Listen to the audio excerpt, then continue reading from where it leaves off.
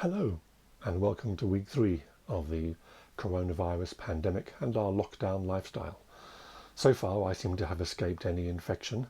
My husband just last week was feeling very ill, went to bed for 3 days. Lots of lost energy, couldn't concentrate. Now he's bouncing back. And yesterday, Thursday evening, I actually felt a headache coming on, and that's one of the symptoms. It was like a silver crown of thorns on my head, digging into my head, and then someone taking a screw to it to compress the thorns into my head. And I recognised what I learnt back in 1996 when I had appendicitis, that the more tense I got, the greater the pain got. And so therefore I had to learn all my techniques in relaxing, calming down, getting rid of the adrenaline, and although the pain was still there, it was lessened. And although I acknowledged that it was going to go on for some time, I went to bed. Eventually I managed to fall asleep and woke up on Friday morning and it's all gone. Kind of. There's a kind of hint of it in the distance. And I recognise that if I go cycling or if I do too much effort, potentially it's going to come back. So I'm taking this Easter weekend and being calm and being relaxed and staying in, which is sad really because the blossom's out and the sun shines out. Although I think the blossom may be causing me a bit of problem through hay fever, but who knows.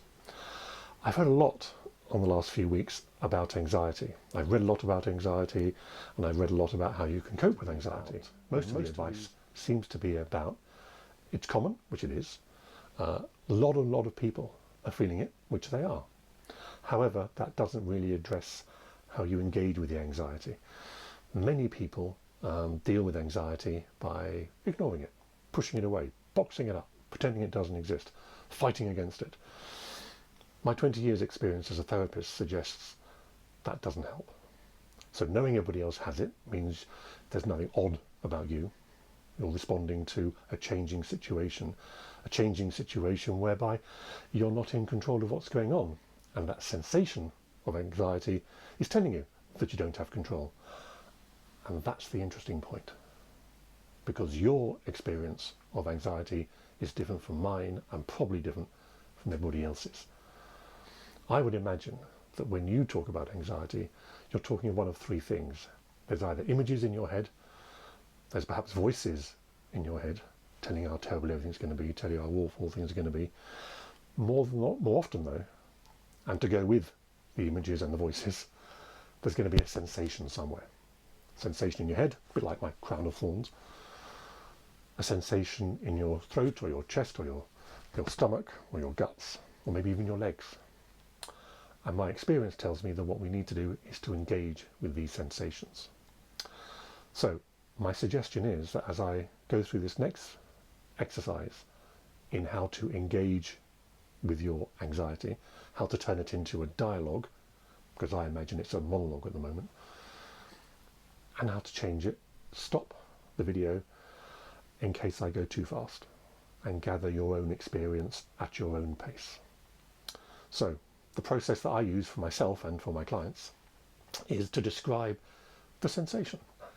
My question is, how do you know you're anxious? Sounds like an obvious thing really, but think about it. What's your experience of anxiety? How do you know that you're anxious? And I ask these questions in a spirit of curiosity and discovery. Listen to the voice. Just listen to it in a kind of mindful sort of way, or look at the images that are coming to your mind. I suspect we sense first, rather than thinking about it, hearing voices or creating images. Go then to the physicality. Do you feel something in your throat, or your chest, or your stomach, or whatever? And just take a few minutes just to notice what that sensation is. And here's a few questions for you. Where is that sensation? Point to it right now.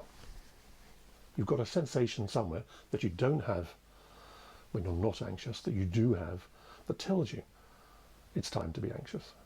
So identify it first, this location, and then describe it to yourself. What's its colour? What's its shape? What's its qualities? Is it rough or smooth? Is it moving or just sitting there? Is it like a collar around your throat, or a weight on your chest, or a lump in your stomach, or a knot in your guts? So you may want to pause the video here and just explore your experience of anxiety. And as you do that, just notice, isn't it interesting that you can experience anxiety at the same time as talking about it? It's almost as if there are two of you. The you that's being anxious, if you like, and the you that's noticing the state of anxiety. When you have as detailed a picture of the qualities of this way of being as you can, imagine that you're meeting this for the first time. Imagine that you've never had these pictures or this voice or these feelings, these sensations ever before. And be curious about what they might mean. Could mean all sorts of things. And allow yourself to be in a state of undecided or not knowing. So there's only one way to know, and that's to ask. So what I want you to do is to focus on the pictures or the voice or the sensation. Focus all your attention, or as much of it as you can, and just say one word to this part of you. And that's hello. And as you say hello in a curious way, as you would a stranger who you're just meeting for the first time, notice the change in the sensation. Notice what happens. Very often there will be a change. For most people, most of the time, there'll be a relaxation. Why? Because the message has got through. Because the sensations, or the pictures, or the voices are there, bringing to your attention something. You don't actually have to do anything about it just now, but you need to acknowledge that it's there. And simply saying hello begins the connection between you, your kind of conscious self, if you like, and this unconscious part of you, who's pulled together hundreds, possibly thousands of bits of data, not just from today, but from your whole history, and is alerting you to the fact that there's danger around. So that needs to be recognized. Just say hello, and just sit with that for a bit, and just notice the changes. If the responses are more intense, that's great. So it's a response, and if they're less intense, that's great as well. So the next thing to do is simply to ask this part of you, what do you want for me? It's there for a purpose, and that's part of the reason why it's not gone away, because its purpose hasn't been recognized. Now, its purpose might be very clear, or it might be obscure, and you may need to spend a few days, maybe, conversing with this part of you. My experience tells me that these parts of ourselves want us to be either happy or content. Happiness tends to be a up and a down.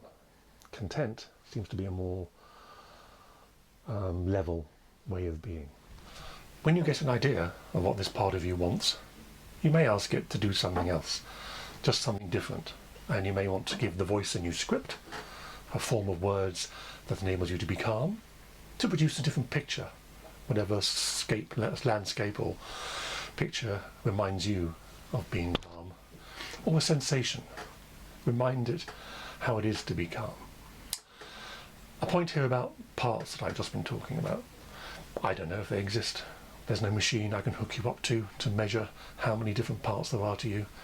But we do know that we process and we live and we think on all sorts of different levels. The simplistic one is the conscious and the not conscious. There are things that are happening within us that we're not aware of, because if we were aware of them, we'd be overwhelmed with so much going on. And this is a process by which to bring some of those things into awareness, especially when they're not helpful, so that we can bring a greater degree of influence and control over them, and therefore create our lives to the best of our ability, or the way that we want. But the whole point about this process is that it engages you with these sensations of your own physicality and opens up a way to turn a monologue into a dialogue. And it's the dialogue, or through the dialogue, that we get resolution. So take some time experience those ways that you experience anxiety and have a conversation with yourself. And take time for that. And as you take time, you'll probably notice all sorts of different things coming up. And every time you get a sensation, however it is, just engage with it. Make it into a dialogue so that you can be calm. The adrenaline and the cortisol that come with anxiety can be washed out of your body. That whole fight-flight process can be dampened down. Blood flow can return to your brain and your mind, and you can make decisions, even if the decision is, there's nothing I can do, it's not my responsibility. And you then can be just that little bit calmer. Give it a go. Also, have a look out for my album. You can download it on all streaming platforms. It's free, and it's on YouTube as well. And in it, you'll find a track that'll help you go through the process that we've just gone through. It's track 9, Creating Emotional Dialogue. There are 10 other tracks on that album, and that'll help you as well take control of your emotions, turn them into a dialogue, and therefore live through this pandemic to the greatest possible health with your greatest mental health. I hope that helps. Try the process. Let me know what you think. I wish you well for the next week.